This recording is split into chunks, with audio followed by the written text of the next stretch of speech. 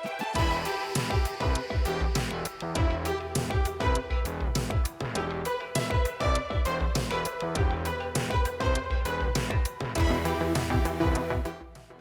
जय हिंद दोस्तों। विस्तार से देख रहे हैं आप।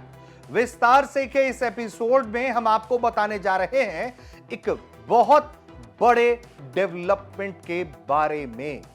जी हां, 35,000 से अधिक सैनिक, 19 देश मिलकर सैन्य अभ्यास कर रहे हैं इस धरती पर। इसका मकसद क्या है, कौन से ये देश हैं और किस तरह से इस पूरे अभूतपूर्व अभ्यास को अंजाम दिया जा रहा है। इसे सबसे बड़ा सैन्य अभ्यास कहा जा रहा है। इसके बारे में विस्तार से में बात करेंगे। यह अभ्यास हो रहा है ऑस्ट्रेलिया में। जी हां, ऑस्ट्रेलिया में टेलिस्मैन सेबर 2025 यही है इस सैन्य अभ्यास का नाम लेना शुरू करेंगे देशों का तो सुनकर हैरान हो जाएंगे। इसमें सभी चारों क्वाड के पार्टनर्स हैं, यानी कि अमेरिका है, ऑस्ट्रेलिया है, इंडिया है, जापान है। इसके अलावा और देश हैं, 19 देश हैं और 35,000 से ज्यादा सैनिक हैं।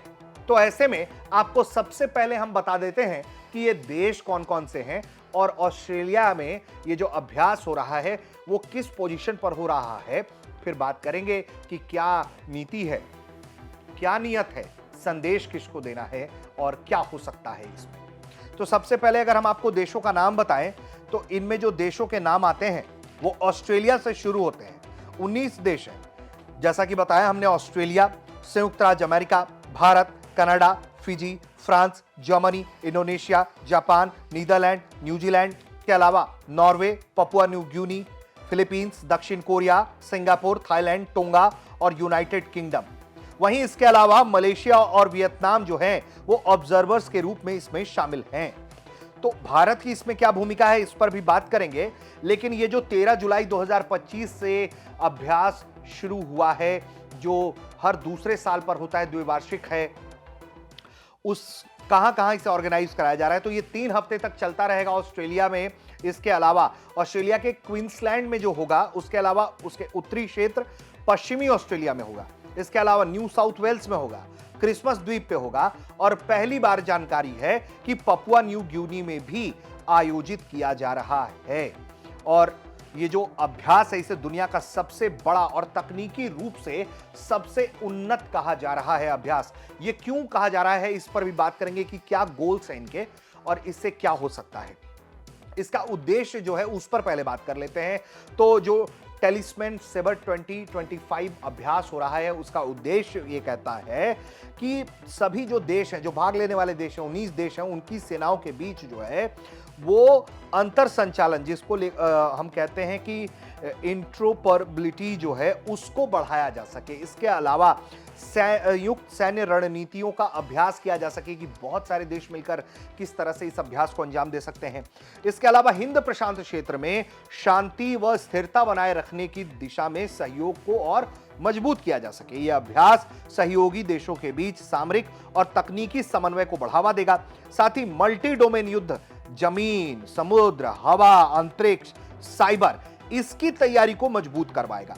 यह क्षेत्रीय सुरक्षा को बढ़ावा देने और संयुक्त राष्ट्र चार्टर के तहत शांति स्थापना जैसे मिशनों के लिए देशों की क्षमता को बढ़ाने का भी लक्ष्य रखता है। इसके अलावा यह अभ्यास इंडो पैसिफिक क्षेत्र में एकजुटता और संतुलन को बढ़ावा देने का एक संदेश देता है, खासकर क्षेत्रीय तनाव, जैसा कि चीन के संबंध में संदर्भ में हम सभी जानते हैं कि क्षेत्र में किस तरह से चीन गुंडागर्दी करने की कोशिश करता रहता है।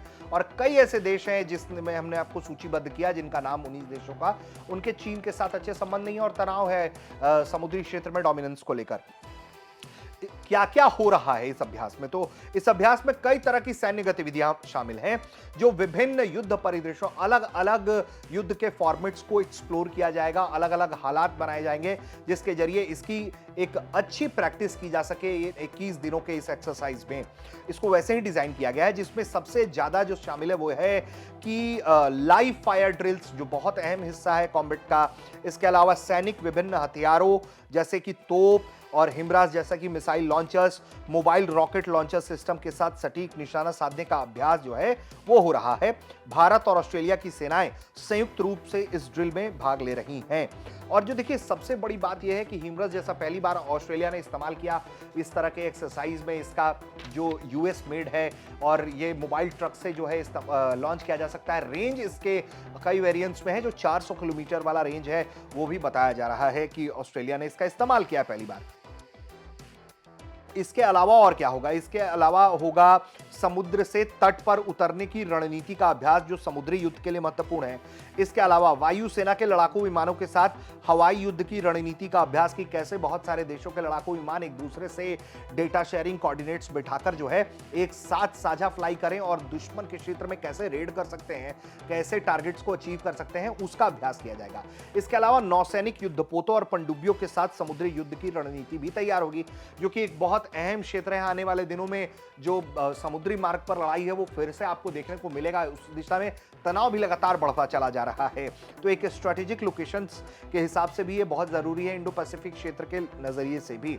इसके अलावा आधुनिक युद्ध के लिए जो मॉडर्न वॉरफेयर की बात होती है उसमें साइबर और स्पेस, ये दोनों अहम बहुत क्षेत्र हैं, इसमें भी तकनीकी अभ्यास किया जाएगा। वहीं ऑस्ट्रेलियाई सेना के बारे में हमने बताया कि वो अपने नए उपकरणों का इस्तेमाल कर रही है। जैसा कि हमने आपको बताया कि उसने हिमराज का इस्तेमाल किया। इसके अलावा वो US-60M ब्लैक हॉक हेलीकॉप्टर, लंबी दूरी की प्रिसीजन स्ट्राइक मिसाइलों का वो प्रदर्शन कर रही है। कई देशों की सेनाएं एक साथ मिलकर युद्ध की रणनीति जैसे फील्ड इंजीनियरिंग, सामरिक संचालन का अभ्यास कर रही हैं। इस अभ्यास से समुद्र, जमीन, हवा, अंतरिक्ष, साइबर जैसे सभी क्षेत्रों को कवर करने की कोशिश की गई, ताकि सभी जो देश इसमें शामिल हैं उनके टारगेट्स को अचीव करवाया जा सके। अब आते हैं भारत की भूमिका क्या हो सकती है। क्वाड, देखिए जो क्वाड के अहम 4 पार्टनर्स हैं वो इसमें है और भारत भी इसमें हिस्सा ले रहा है। क्या टारगेट्स हो सकते हैं भारत की भूमिका और भारत के नजरिए से क्या हो सकता है? तो भारत पहली बार इस अभ्यास में पूर्ण सैन्य टुकड़ी के साथ हिस्सा ले रहा है, जिसमें थल सेना, नौसेना, वायुसेना की विशेष इकाइयां हिस्सा ले रही हैं। भारतीय सैनिक ऑस्ट्रेलिया में हिमराज सिस्टम के साथ समन्वित बमबारी और मोबाइल रॉकेट लॉन्च सिस्टम का अभ्यास कर रहे हैं। यह भारत की बढ़ती क्षेत्रीय और वैश्विक सुरक्षा भूमिका को दिखाता है और हिंद प्रशांत क्षेत्र में भारत की सैन्य ताकत को प्रदर्शित करता है। जैसा कि हमने आपको बताया है कि कैसे चीन का डोमिनेंस बढ़ रहा है, वैसे में चीन के खिलाफ ये काउंटर मेजर्स जो हैं बहुत अहम हो जाते हैं और इसलिए भी इस तरह के अभ्यासों में भारत हिस्सा ले रहा है, जो कि अच्छी बात है और तमाम ग्लोबली कनेक्ट करना भी एक बहुत अच्छी बात है। क्षेत्रीय महत्व और चीनी निगरानी, जो ये अभ्यास है उसे चीन की बहुत चिंताएं बढ़ी हुई हैं, क्योंकि चीन जो है वो शक्ति संतुलन जो है वो बिगाड़ने की कोशिश करता रहता है और शक्ति संतुलन बिगड़ जाए तो चीन की मनमानी बढ़ सकती है। ऐसे में ये तमाम देश आपस में कोऑर्डिनेट करके इस तरह के अभ्यास को अंजाम दे रहे हैं। चीन के प्रभाव को काउंटर करना बहुत जरूरी है और भारत भी ऐसा सोचता है। तो ऐसे में भारत भी इन सबके साथ मिलकर काम कर रहा है ताकि इस पूरे क्षेत्र में चीन का दबदबा जो है वो ना बढ़ने पाए और लगातार एक दूसरे के साथ जो है वो कोऑर्डिनेट्स करके काम कर रहे हैं, जिसको लेकर चीन चिंतित है। वहीं इसमें और भी कई नजरिया है जो हम आपको आखिर में इस वीडियो को बता देते हैं कि और क्या मकसद है। देखिए, एक तरफ मैं आपको बताता हूं, चाइना जो है वो ताइवान को लेकर लगातार अग्रेसिव अप्रोच रख रहा है, यानी कि वो बार बार कह रहा है कि ताइवान हमारा है और हमें लेके रहेंगे, यानी कि कभी भी हमला हो सकता है, कभी भी युद्ध हो सकता है। इसके अलावा नॉर्थ कोरिया दूसरी तरफ है, लगातार वो मिसाइल टेस्ट कर रहा है, किसी की नहीं सुन रहा है। वहीं एक और तरफ है रूस, उसके यूक्रेन से झगड़े हैं, यूक्रेन पर हमले हो रहे हैं, रूस को रोकने की कोशिश हो रही है लेकिन उसमें सफलता नहीं मिल पा रही है अभी तक, तो ये एक बहुत बड़ी बात है। इसके अलावा ईरान भी एक मोर्चा है, यानी कि ये जो 4 बड़े मोर्चे हैं वो उसके मद्देनजर भी ये युद्धाभ्यास बहुत अहम माना जा रहा है। एक तरफ चाइना ताइवान का अप्रोच जो है वो, दूसरी तरफ रशिया यूक्रेन है, तीसरी तरफ साउथ कोरिया के जरिए जो खतरा है, जो जापान को खतरा है नॉर्थ कोरिया से, वो एक तरीके से मद्देनजर इसके रखा जा रहा है। और फिर ईरान का जिस तरीके से रिसेंट डेवलपमेंट है इजराइल के साथ, अमेरिका के साथ, तो वो ये सब मद्देनजर बहुत अहम हो जाता है।